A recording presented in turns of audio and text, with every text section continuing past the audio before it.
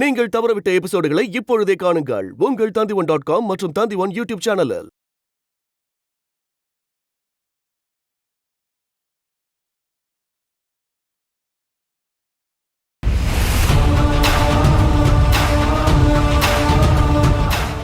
எனக்கு நம்பிக்கையே வரவில்லை.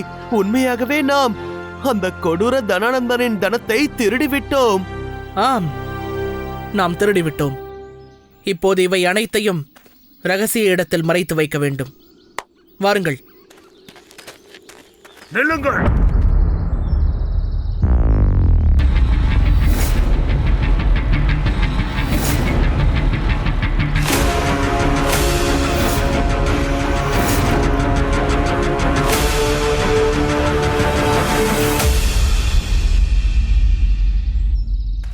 அட கடவுளே, இப்படி நாம் பிடிபட்டு விட்டோமே.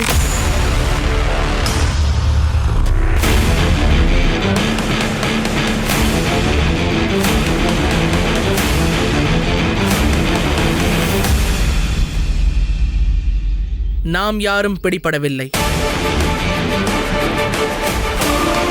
உங்களை நான் அடையாளம் கண்டு கொண்டேன் ஆச்சாரியரே.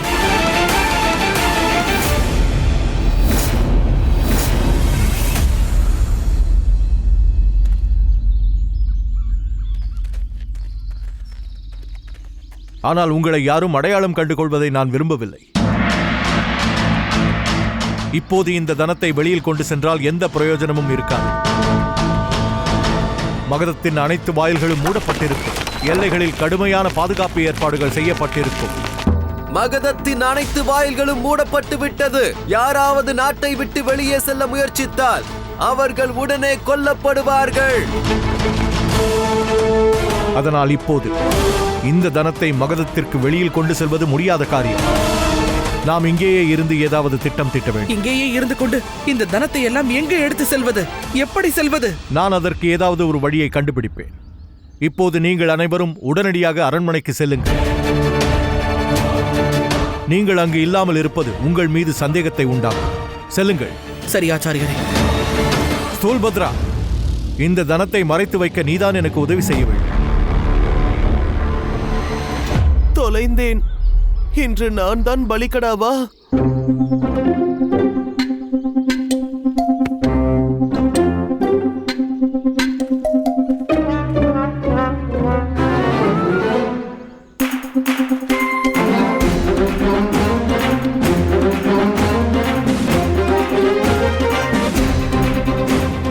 ஆச்சாரியாரே, இனி நாம் ஒரு நொடியை கூட வீணாக்கவே கூடாது. அவனுடைய இந்த தனம் திருடு போய்விட்டதால் தனானந்தன் மறுபடியும் தனத்தை ஈட்ட முயற்சிப்பான். நிச்சயம் ஏதாவது ஒரு திட்டத்தை தீட்டிக் கொண்டுதான் இருப்பான்.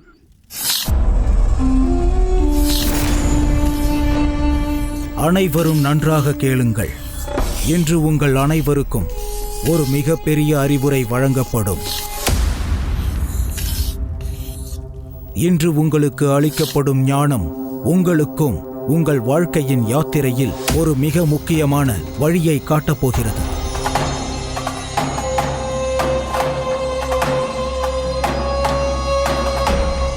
இந்த பாலகனின் கேசத்தை வெட்டுவது மட்டும் உங்கள் லட்சியம் அல்ல. இதோ பாருங்கள், இந்த சுருண்டிருக்கும் முடியை நேராக செய்ய வேண்டும். இந்த யுக்தியை யார் செய்ய போகிறீர்?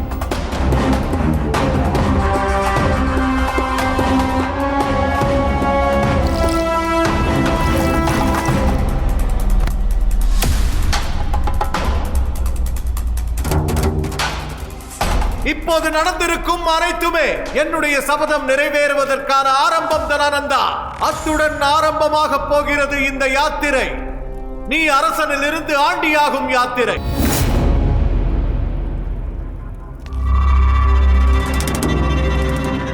நம்முடைய மகாராஜா தனானந்தன் இவர்தான். இந்த குருகுலத்தில்தான் நீங்களும் உங்களுடைய முன்னோர்களும் கேசத்தை வெட்டும் பயிற்சியை கற்றுக்கொண்டீர்கள். இன்று நீங்கள் வந்ததின் காரணம் உங்கள் வாழ்க்கையில் ஏற்பட்டிருக்கும் சிக்கல்களை தீர்ப்பதற்கு என்று நினைவு கொள்ளுங்கள். எந்த ஒரு பிரச்சனையையும் தீர்ப்பதற்கு முன்பாக நீங்களும் உங்கள் மனமும் கட்டுப்பாடோடு இருக்க வேண்டும். எப்போது மனம் அமைதியாகின்றதோ அப்போதுதான் அந்த செயலை நீங்கள் செய்ய முடியும். அதற்கு பிறகு உங்களுடைய கேள்விக்கான பதில்கள் உங்கள் கண் முன்னே வந்து நிற்கும்.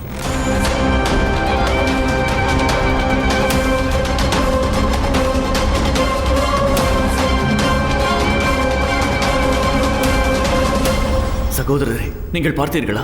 அந்த திரை அசைந்தது.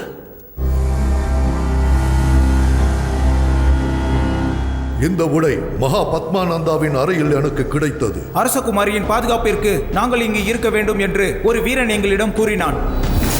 அப்படியானால் தீ பிடிக்கவில்லை, தீ வைக்கப்பட்டிருக்கிறது. அப்போதுதான் என்னை திசை திருப்பி என்னுடைய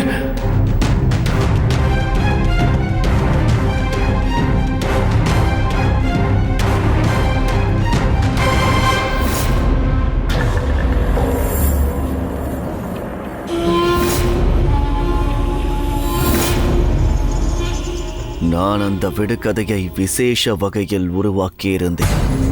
அப்படியே அந்த விடுகதையை எவராவது தீர்த்தாலும் கூட அந்த ரகசிய தனத்தை பெறுவதற்கு என்னுடைய அறைக்குள் இருந்துதான் சென்றிருக்க வேண்டும். இது நடந்திருக்கவே முடியாது. இருப்பினும் நடந்து விட்டது.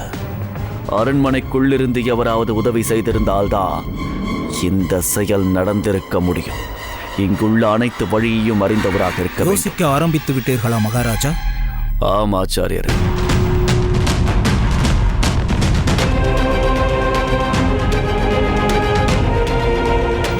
நம்மவர்களிடத்திலேயே இந்த பிரச்சனையானது தீர்க்கப்பட்டுவிடும்.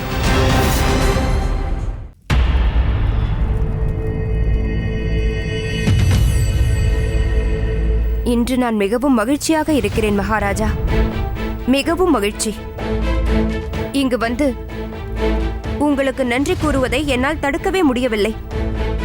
இன்று உங்கள் உதவியால் தனானந்தனின் ரகசிய தனம் திருடு போய்விட்டது.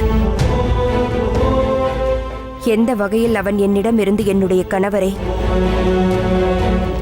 என்னுடைய குடும்பத்தை, என் ராஜ்யமான பீப்ளிவானை பறித்தானோ, இன்று அதே வகையில் தனானந்தனுக்கு மிகவும் பிடித்த பொருள் பறிபோய்விட்டது. அவனுடைய ரகசிய தனம். இதனால் பிப்ளிவான் உங்களுக்கு என்றும் கடன் பட்டிருக்கும். நன்றி கூறுவதற்கு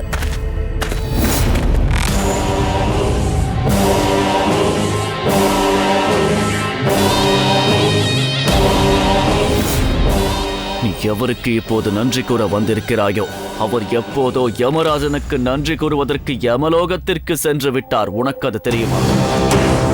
இப்போது எனக்கு தெரிந்து விட்டது.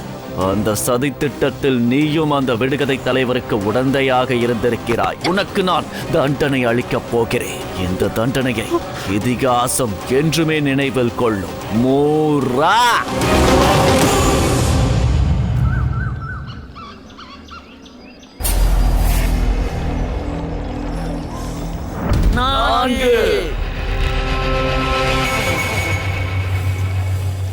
சந்திரா, நிச்சயமாக மகாராஜா யாரையோ கோபத்தில் தாக்கிக் கொண்டிருக்கிறார் என்று நினைக்கிறேன். அதனால்தான் இவ்வளவு கூட்டம். வா, போய் பார்ப்போம்.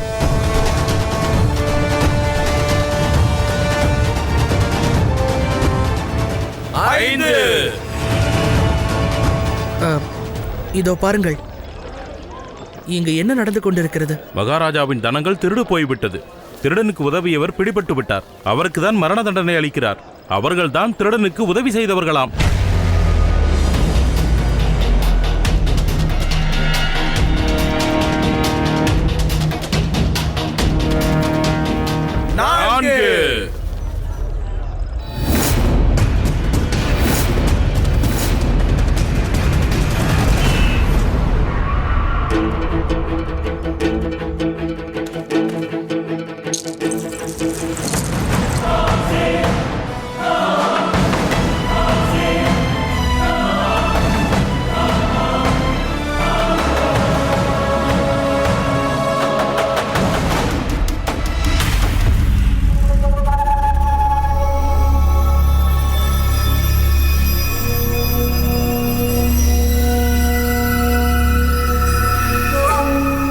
இதில் 298 பொற்காசுகள் உள்ளன. இந்த உணவுக்காகவும் இந்த பழங்களுக்காகவும். ஆனால் நாம் பேசியது 300 பொற்காசுகள் தானே? ஆமாம், 300 பொற்காசுகள் தான் பேசினோம். ஆனால் என்னிடம் 2 குறைவாக உள்ளது. நான் இந்த பழங்களை விற்று அந்த கடனை அடைத்து விடுகிறேன். சரி, மிக்க நன்றி.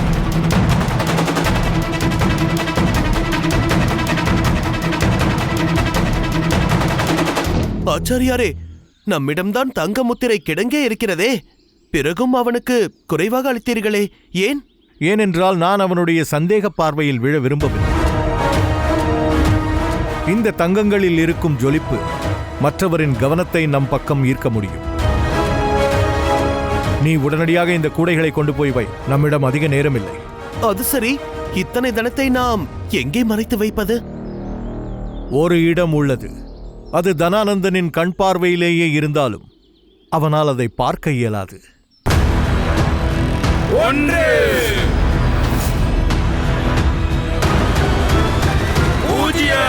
நிறுத்துங்கள் மகாராஜா.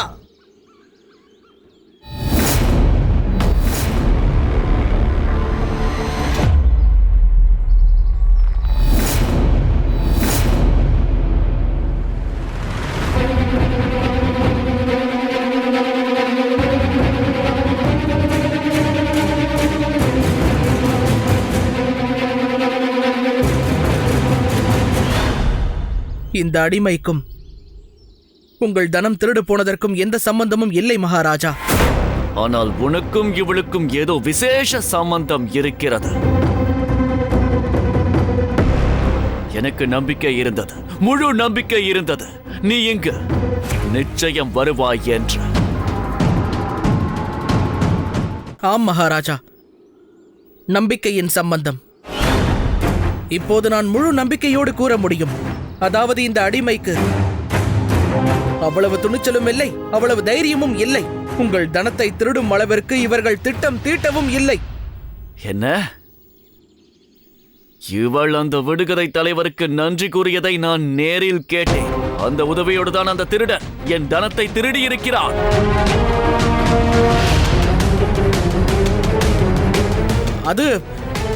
அது சுபாவம் தானே மகாராஜா.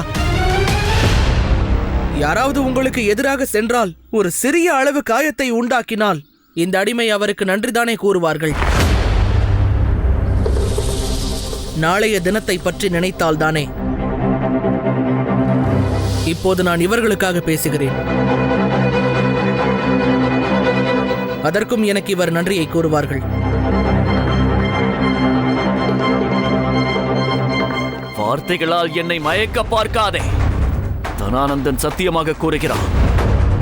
இவள் உயிருடன் இருக்க வேண்டும் என்று நீ விரும்பினால் அந்த சாணக்கியனை என் முன் அழைத்து வா.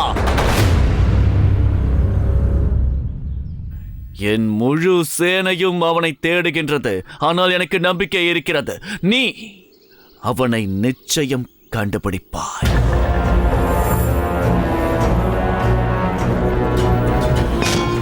உனக்கு சூரிய அஸ்தமனம் வரை நேரம் இருக்கிறது. நீ மட்டும் அந்த சாணக்கியனை இங்கு அழைத்து வந்து விட்டால் சரிதான். இல்லை என்றால் இந்த ராணியின் சிதைக்கு கொள்ளி வைக்கும் வாய்ப்பை நிச்சயம் அளிப்பேன். இது என்னுடைய வாக்கு.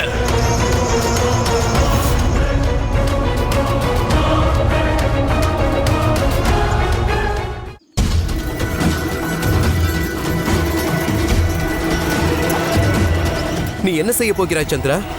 உன்னுடைய தாயை எப்படி காப்பாற்றப் போகிறாய்? ஆச்சாரியரை தேடி போகின்றேன். ஆச்சாரியரே, ஆச்சாரியரே, ஆச்சாரியரே! என்ன விஷயம் சந்திரகுப்தா? ஆச்சாரியர் எங்கே போனார் பைரவா? அவர் தனத்தை மறைத்து வைக்க சென்றிருப்பார். எங்க போயிருக்கிறார்? எனக்கு தெரியாது. சூரிய அஸ்தமனம் வரையில் உனக்கு நேரம் இருக்கிறது. நீ அந்த சாணக்கியனை தேடி இங்கு அழைத்து வந்து விட்டால் சரிதான். இல்லை என்றால் இந்த ராணியின் சிதைக்கு கொள்ளி வைக்க உனக்கு நிச்சயம் அவகாசம் அளிப்பேன்.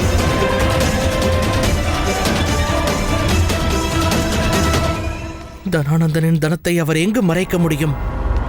எங்க இருக்கிறீர்கள் ஆச்சாரியரே?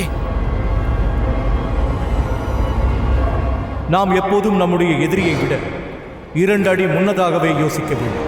அவனுடைய சிந்தனைகளை நம்முடைய தொலைநோக்கு பார்வையால் கண்டறிந்து சமயம் வரும்போது அவனை ஆச்சரியத்தில் ஆழ்த்த வேண்டும். நீங்கள் அவ்வாறான ஒரு இடத்தில்தான் இப்போது இருந்தாக வேண்டும். அந்த தனத்தையும் உங்களையும் தேடக்கூட முடியாத இடத்தில்தான் இருந்தாக வேண்டும்.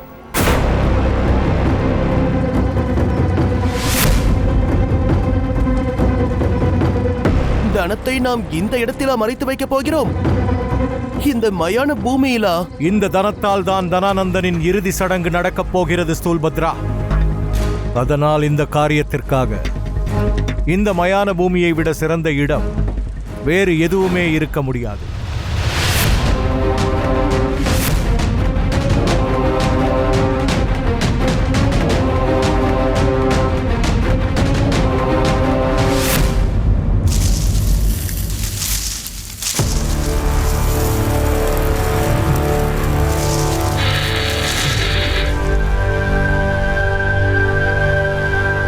தான் தொலைத்த இந்த தனத்தை திரும்பப் பெறுவதற்காக தனானந்தன் அனைத்து முயற்சிகளையும் செய்துவிடுவான். சொல்லப்போனால் அவன் மகதத்தின் அனைத்து நிலங்களையும் தோண்டுவான். ஆனால் திருடு போன அவனுடைய தனம் இங்கே இந்த மயான பூமியில் புதையுண்டிருக்கும். இதை பற்றி அவன் யோசித்துக் கூட பார்க்க மாட்டான். அதனால் திருடப்பட்ட இந்த தனத்தை இங்கு மறைப்பதுதான் சிறந்ததாகும். மகதம் முழுவதும் தோண்டுங்கள். எனக்கு என்னுடைய தனம் வேண்டும். செல்லுங்கள்.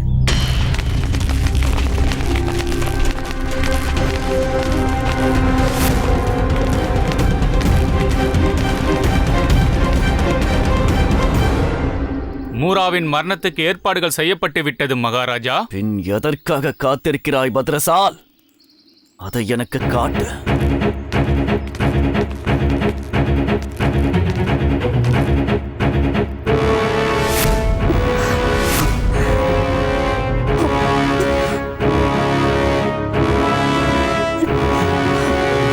அந்த பானையிலிருந்து விழும் திரவம் கயிறை சிறிது சிறிதாக எரித்துவிடும். அவர் அந்த ஆணிகளுக்கு அருகில் இறங்கி விடுவார்.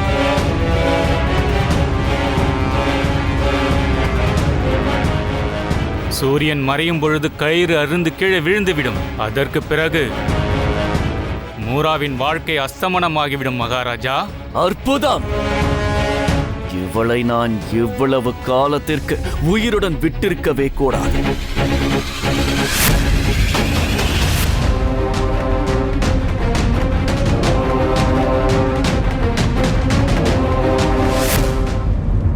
ஆச்சாரியாரே, நாம் இந்த தனத்தை மறைத்து வைக்க இந்த புனித பூமியை தோண்டி தவறாக பயன்படுத்தியுள்ளோம். இது சரியானதுதானா? இப்படி பண்றது நியாயமா? இது தர்ம யுத்தம் ஸ்தூல்பத்ரா. தர்ம யுத்தம் என்று வந்துவிட்டால் ஒரே ஒரு நியமம் தான் உள்ளது. அதர்மத்தை வெல்ல வேண்டும், அவ்வளவுதான். வெற்றி எப்போது சாத்தியமாகும் தெரியுமா? நமது பாதையில் வரும் அனைத்து தடைகளையும் அனைத்து சவால்களையும் வேரோடு பிடுங்கி எறிந்தாலே சாத்தியமாகும்.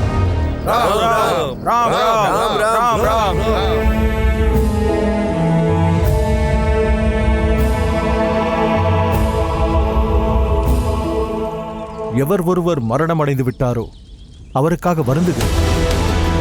ஆனால் அவர் இந்த உலகத்திலிருந்து விடை பெற்று விட்டார்.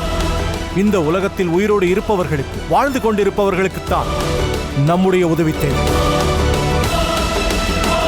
ஆச்சாரியரே,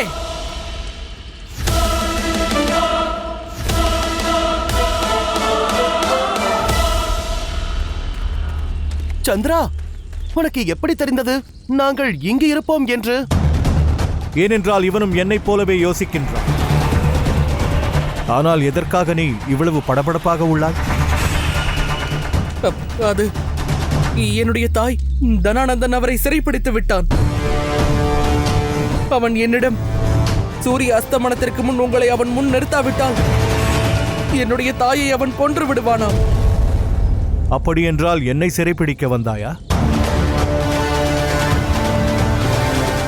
இல்லை ஆச்சாரியரே, என்னுடைய தாயை விடுவிக்கும் திட்டத்தோடு தான் நான் இங்கு வந்திருக்கிறேன். நீங்கள் இல்லாமல் நான் அதில் வெற்றி பெற முடியாது. அந்த சாணக்கியன் மகதத்தை விட்டு வெளியில் சென்றிருக்க முடியாது. நான் அறிய விரும்புவது ஒரே ஒரு விஷயம்தான். அந்த அடிமை சூரிய அஸ்தமனத்திற்கு முன்னால் அந்த திருடனை எப்படி என் முன் நிறுத்துவான் என்பதுதான். அவனுடைய திட்டம் என்ன?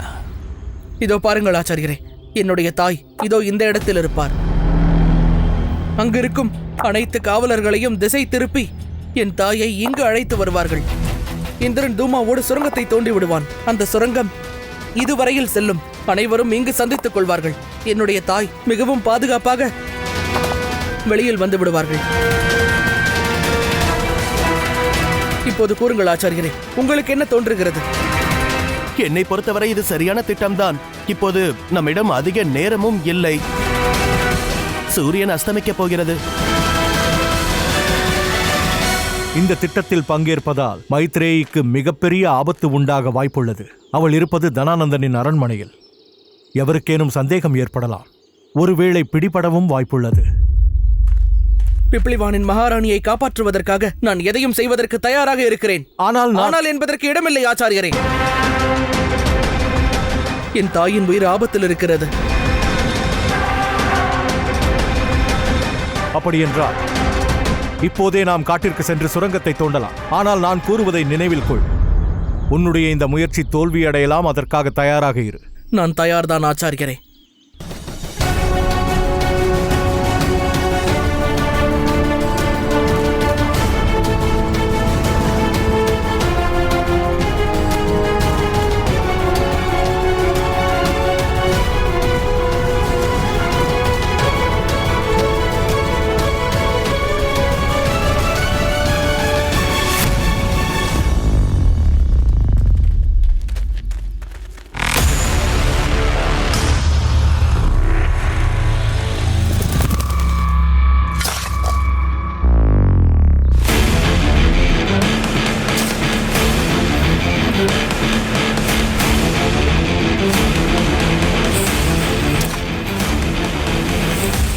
பைரவன் தகவல் அனுப்பியிருக்கிறார்.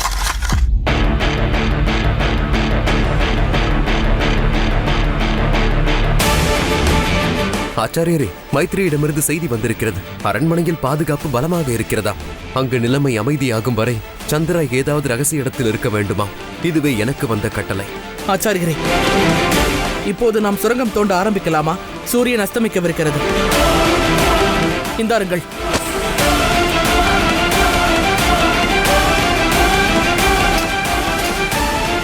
மைத்ரேயி தகவல் ஒன்று அனுப்பியிருக்கிறார். மகதத்தை விட்டு வெளியேற என்னுடைய அனுமதியை கேட்கிறாள். அதன் நேரடியான அர்த்தம் என்ன தெரியுமா? அவளுக்கு உன்னுடைய இந்த திட்டத்தை பற்றி தெரியவில்லை. அதிலிருந்து ஒரு விஷயம் தெளிவாக தெரிகிறது. உன்னுடைய திட்டம் உன்னுடைய தாயை விடுவிப்பதல்ல, என்னை சிறைப்பிடிப்பதுதான்.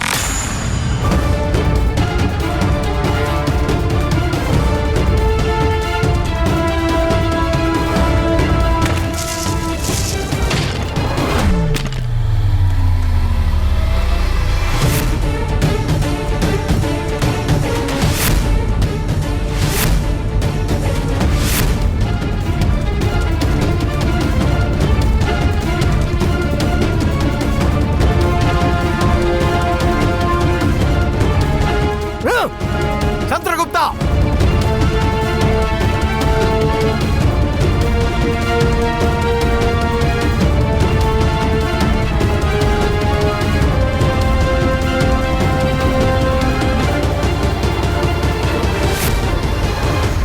என் தாயை விடுவிக்கும் வழி உங்களை சிறைப்பிடித்தால் தான் கிடைக்கும் ஆச்சாரியரே.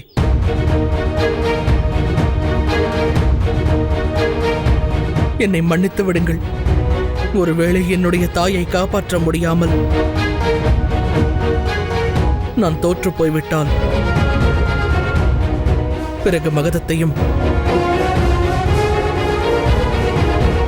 என்னுடைய தாய் நாட்டையும் காப்பாற்ற முடியும் என்று எனக்கு தோன்றவில்லை ஆச்சாரியரே. அதனால் என்னுடைய பார்வையில் என்னை தகுதியானவன் என்று நிரூபிப்பதற்கு என் தாயை காப்பாற்றியாக வேண்டும் ஆச்சாரியரே. அதற்கு நான் உங்களை தனானந்தனிடம் ஒப்படைக்க வேண்டும்.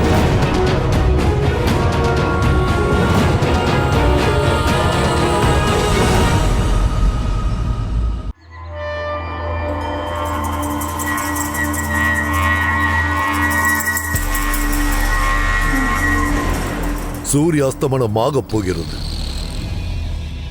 அதோடு அந்த அடிமைக்கு நீங்கள் அளித்த நேரமும் முடியப் போகிறது. எனக்கு சிறிதும் நம்பிக்கை இல்லை. நான் சொல்வதை நம்புங்கள். அந்த அடிமையால் சாணக்கியனை நிச்சயம் பிடிக்கவே முடியாது. இம்முறை அந்த அடிமை என்னை நிராசை செய்து விடுவான் என்றுதான் எனக்கும் தோன்றிக் கொண்டிருக்கிறது மகாமாத்தியரே. ஆனால் நல்லதுதானே, தோல்வி கற்றுக் கொடுப்பதைப் போல் வெற்றி கற்றுக் கொடுப்பதில்லை. அதாவது என்ன கூறுகிறேன் என்றால், அந்த சாணக்கியனை பிடிக்காமல் போன அந்த தோல்வியானது உங்களை தகுதியுள்ளவனாக பயிற்சி எடுக்க தூண்டி இருக்கிறது. அதைத்தான் கூறுகிறேன். சரிதானே? அந்த அடிமையும் ஒரு பாடத்தை கற்றுக்கொள்வான். அவன் இவளுடைய சிதைக்கு தீ வைக்கப் போகிறான். அப்போது அவன் அறிவான், கடமையை செய்ய முடியாமல் போனால் எவ்வளவு துக்கம் உண்டாகும் என்று. என் மரணத்தை பற்றி எனக்கு பயமில்லை தனானந்தா. எனக்கு இப்பொழுது ஒரு சந்தோஷம் என்னவென்றால், நான் இறந்து போனதற்கு பிறகு யாராவது ஒருவர் உன்னை நிரந்தரமாக அழிப்பதற்கு முயற்சி செய்து கொண்டிருப்பார்கள். இந்த சந்தோஷத்தோடு நான் என் உயிரை துறப்பதற்கு இப்போதே தயாராக இருக்கிறேன். உன்னுடைய ஆசையை இப்போதே பூர்த்தி செய்கிறேன் மூரா. மகாராஜா,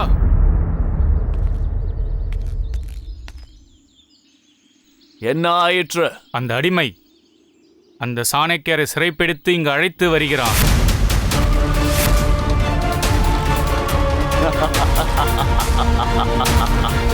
சாணக்கியா, நான் துளைத்த தனத்தை முழுவதுமாக பெறுவேன். வட்டியுடன் திரும்ப நான் பெறுவேன்.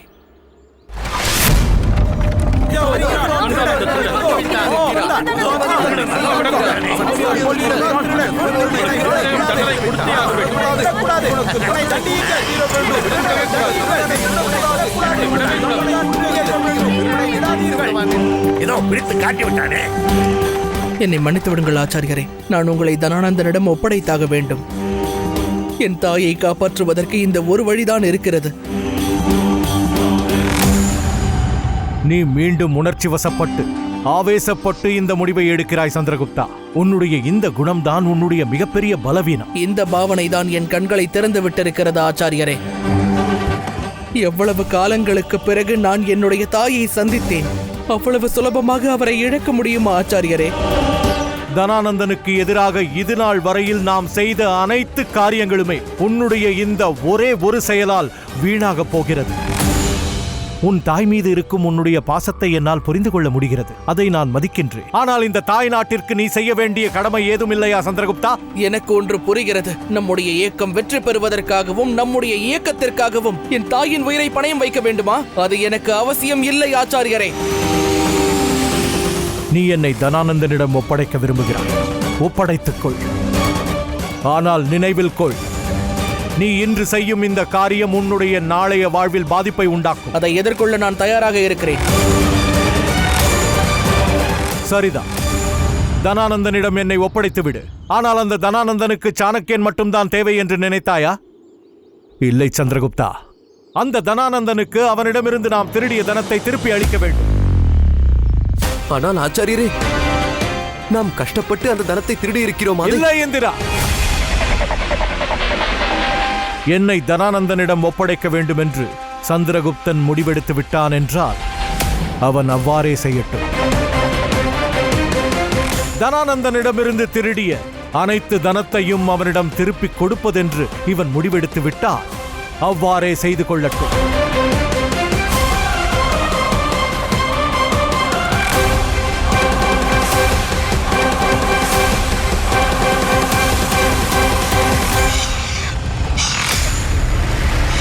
ஆச்சாரியரை அழைத்துக் கொண்டு அந்த அடிமை இங்கே வருவான். இன்னொரு செய்தியும் உள்ளது மகாராஜா. எனக்கு தெரியும், அந்த அடிமை சாணக்கியனுடன் திருடப்பட்ட என் தனத்தையும் எடுத்து வருகிறான் என்பதுதானே? ஆம் மகாராஜா. இங்கு நின்று கொண்டு என்ன செய்து கொண்டிருக்கிறாய் மூடனே? செல், அந்த திமிர் பிடித்த சாணக்கியன் என்னுடைய தனம் ஒவ்வொன்றையும் திருப்பி அளிக்கிறானா இல்லையா என்று பார். செல்கிறேன் மகாராஜா.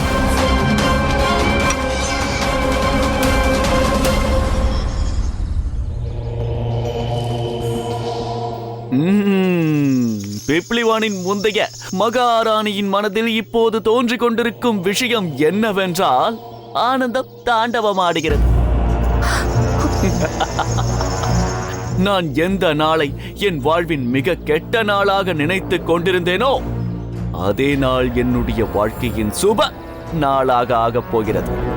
இனி இந்த மகதத்தை உலகமே ஏறெடுத்து பார்க்கும். மகத மகாராஜா தனானந்தனை எதிர்த்தால் அது மரணத்தில் தான் முடியும் என்று அறியும். தனானந்தனின் இந்த ஆனந்தத்திற்கு காரணம் அந்த அருமை அடிமை சந்திரகுப்தன் தான். சந்திரா, உன்னால் எவ்வாறு இதை செய்ய முடியும்?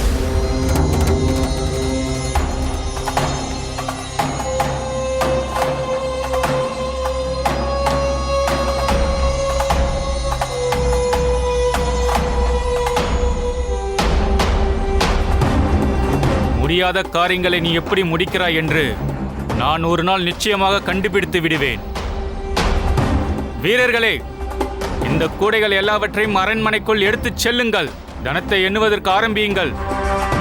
அதில் சிறிது குறைந்தாலும் சரி, உடனே என்னிடம் வந்து கூறுங்கள்.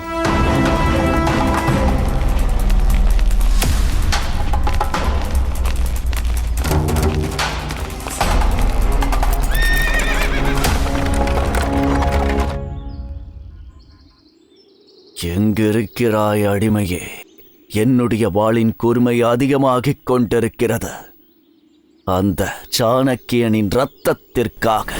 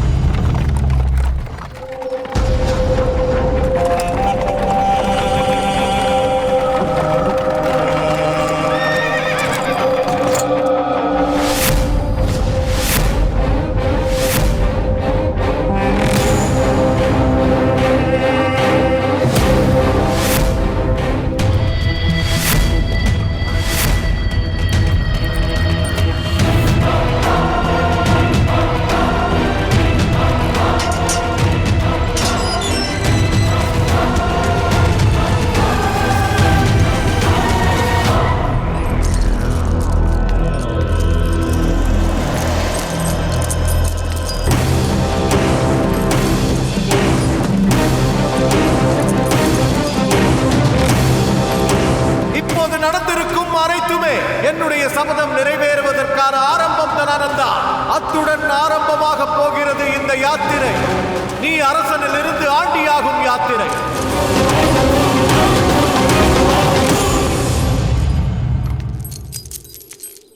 உன்னுடைய தனத்தை கொள்ளையடித்து நான் உன் மீது முதல் தாக்குதலை நடத்திவிட்டேன் தனானந்தா.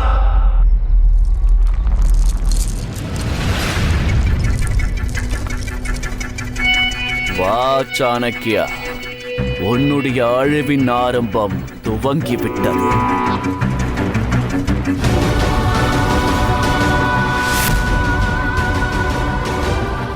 மன்னித்து விடுங்கள் தாயே, நீங்கள் என்னுடைய முடிவால் துக்கப்படுவீர்கள் என்று எனக்கு தெரியும். ஆனால் இத்தனை வருடங்களுக்கு பிறகு எனக்கு கிடைத்த உங்கள் அன்பை நான் இழக்க விரும்பவில்லை. அதோடு உங்கள் உயிரை காப்பாற்ற எனக்கு வேறு எந்த வழியும் தெரியவில்லை.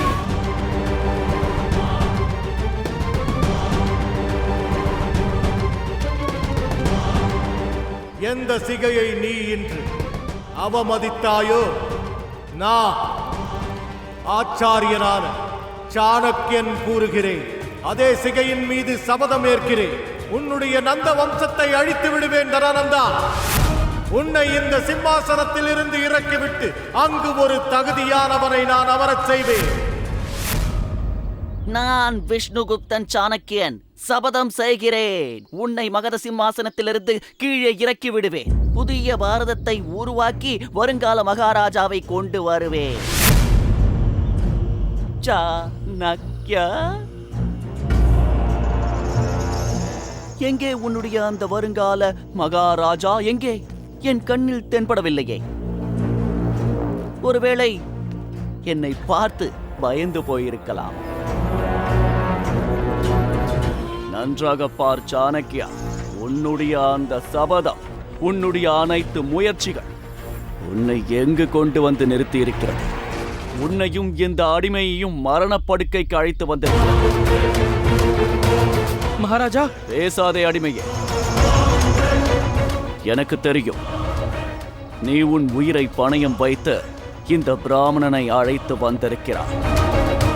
அதற்கு பதிலாக நான் இந்த அடிமைக்கு ஒரு நாள் உயிர் பிச்சையும் அளித்து விட்டேன்.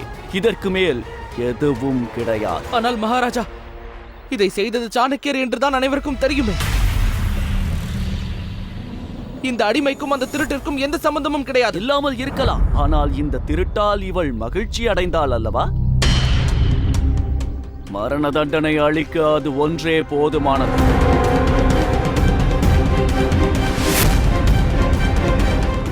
தாயை காப்பாற்றுவதற்காக சந்திரன் ஆச்சாரியாரை சிறைப்பிடித்தான். ஆனால் இப்போது இந்த துஷ்டன் தனநந்தன் இருவரையும் கொன்றுவிடப் போகிறான். கடவுளே, இனி என்ன நடக்கும்?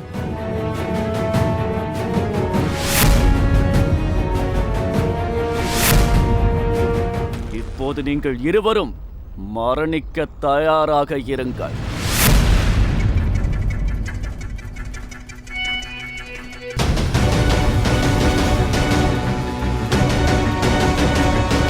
நீ ஒரு துஷ்டன் தான் பிராமணனே, ஆனால் நீ ஒரு முட்டாளும் கூடத்தான்.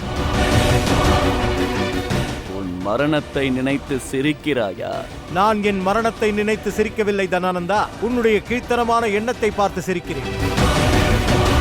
உன்னுடைய எண்ணங்கள் இன்றும் கூட கேவலமாகத்தான் உள்ளது. உன்னை உன்னுடைய சிம்மாசனத்தில் இருந்து இறக்கி விடுவேன் என்று நான் சபதமேற்ற நாளிலிருந்து அது அவ்வாறுதான் உள்ளது. நான் காணும் காட்சிகளை உனது கண்ணால் காண இயலவில்லை. உன்னால் எப்போது இதையெல்லாம் புரிந்து கொள்ள முடிகிறதோ அதற்குள் உன்னுடைய முடிவின் ஆரம்பமானது தொடங்கிவிடும். நீ என்னதான் கூற விரும்புகிறாய்?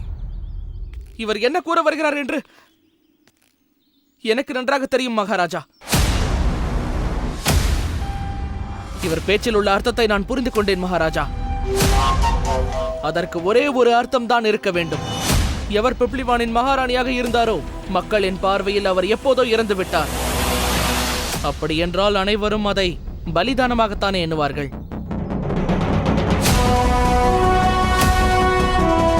இந்த அடிமையின் மரணத்தினால் அரசு துரோகிகளின் மனதில் துணிச்சல் எழுந்துவிடும். பழிச்செயல் இச்சை பெருகும். மக்களுக்கு என்ன தோன்றும் என்றால், மகாராஜாவாக இருப்பதற்கும் அரசை ஆள்வதற்கும் நிச்சயமாக அவருக்கு எந்த ஒரு தகுதியுமே இல்லை என்றுதான் நினைப்பார்கள். இறுதியில் இந்த எண்ணமே உங்கள் சாம்ராஜ்யம் அழிவதற்கான காரணமாகிவிடும். கூறுங்கள் பிராமணரே, இதைத்தானே தாங்கள் கூறினீர்கள்? அதனால் தானே மகாராஜா தனானந்தனை பார்த்து சிரித்தீர்கள். உன்னுடைய புத்தி உன் ஆயுளை விட அதிகமாக உள்ளது அடிமையே. ஆயுளுடன் நீ உன்னுடைய புத்தியை இழந்து கொண்டிருக்கிறாய் பிராமணனே. உன்னை பார்க்க வருத்தமாக இருக்கிறது. சந்திரகுப்தனை போல் ஒருவன் புத்தியுள்ளவன்தான் உன் வருங்கால மகாராஜாவாக இருந்திருக்க வேண்டும். ஆனால் உன்னுடைய துரதிர்ஷ்டம், இவன் இப்பொழுது என்னுடன் இருக்கிறான், உன்னுடன் இல்லை.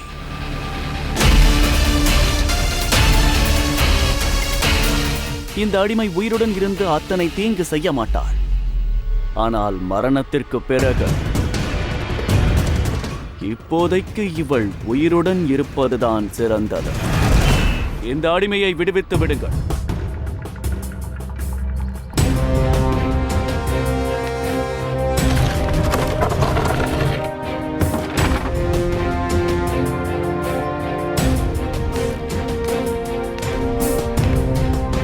மிகவும் வெட்கக்கேடு.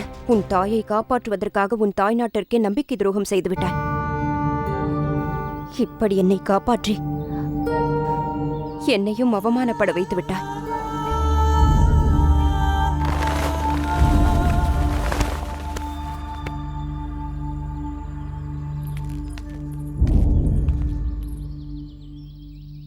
சாணக்கியா, உனக்கு எப்படிப்பட்ட மரணத்தை அளிக்க வேண்டும் என்று நான் நன்றாக யோசித்து விட்டேன். நான் யோசித்து எடுத்த முடிவு என்னவென்றால், எந்த ஒரு புத்தியை வைத்துக் கொண்டு நீ எனக்கு எதிராக இவ்வளவு சதி திட்டங்களை தீட்டினாயோ அந்த புத்தியை வெட்டி எடுக்க வேண்டும். இவன் தலையை வெட்டி சீவுங்கள்.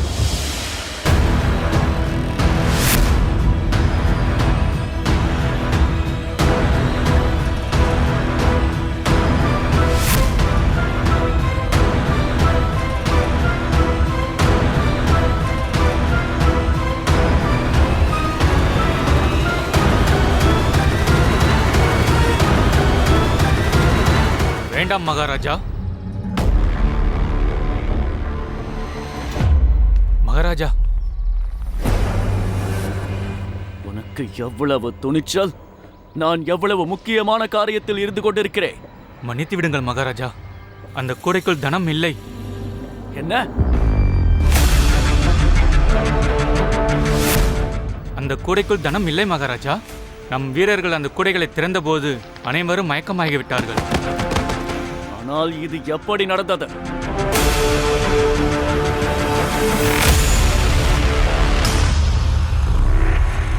இப்போது இந்த அனைத்து கூடைகளிலும் விஷ திரவத்தை ஊற்றிவிடுங்கள். இந்த கூடையை திறந்ததுமே அவர்கள் மயங்கி விழ வேண்டும். சரி சந்திரா, உன்னுடைய திட்டம்தான் என்ன? தெளிவாக கூறு.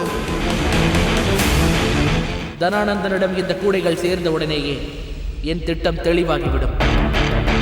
ஆனால் இப்போது நம்மிடம் அதிக நேரம் இல்லை. விரைந்து செய்யுங்கள்.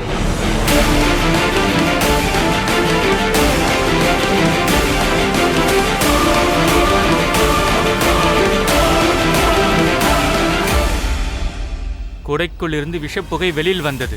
அந்த புகை இங்கு வருவதற்குள் நாம் சென்றுவிட வேண்டும் மகாராஜா. பாதுகாப்பான இடத்துக்கு செல்ல வேண்டும். இல்லை, என்னுடைய தனம் எங்கிருக்கிறது என்று இந்த பிராமணன் கூறும் வரையில் நான் எங்கும் செல்ல மாட்டேன். மன்னிக்க வேண்டும் மகாராஜா, தங்கள் உயிருக்கு எந்த சங்கடங்களும் நேராமல் நான் உங்களை உள்ளே அழைத்துச் செல்வேன். வாருங்கள் என்னோடு. உன்னுடைய பதவிக்கு யாரை நான் தேர்ந்தெடுத்திருக்கிறேன் என்று அறிய விரும்பினாய் அல்லவா? பாரத நாட்டின் எதிர்கால சக்கரவர்த்தி யார் என்று தெரிய வேண்டுமா? கூறுகிறேன் கேள் தனானந்தா. என்னுடைய சீடனும் என்னைப் போலவே பிடிவாதக்காரன். உன்னை அவன் முழுமையாக அழிக்கும் வரையில் அவனுடைய இந்த முயற்சிகள் தொடர்ந்து கொண்டே இருக்கும். ஓ, உன்னுடைய வீழ்ச்சிக்கான நாட்களின் எண்ணிக்கை ஆரம்பித்து விட்டது தனானந்தா. என்னுடைய தனத்தையும் உன் வருங்கால மகாராஜாவையும் நான் தேடி கண்டுபிடிக்கும் வரையில் உன்னை மரணிக்க நான் விடமாட்டேன். கொடுமையான சிறைச்சாலையில் இந்த சாணக்கியனை போட்டு அடையுங்கள்.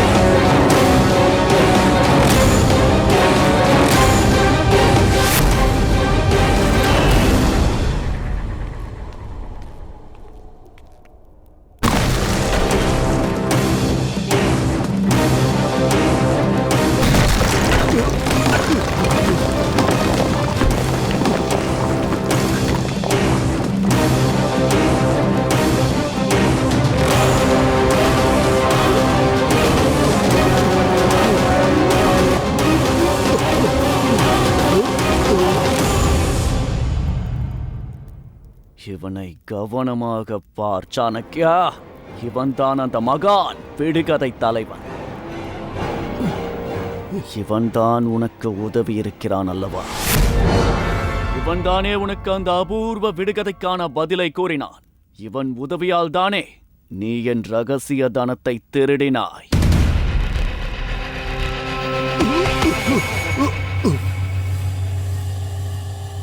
இரண்டு நாள் திட்டம் மட்டும்தான். போஜனம் இல்லை, நீர் இல்லை, வேறு வழியும் இல்லை. ஏனென்றால் நான் இவனை உயிருடன் இந்த சுவரில் புதைத்து விட்டேன். Catch us on TV, Tandivan.com, Facebook and YouTube.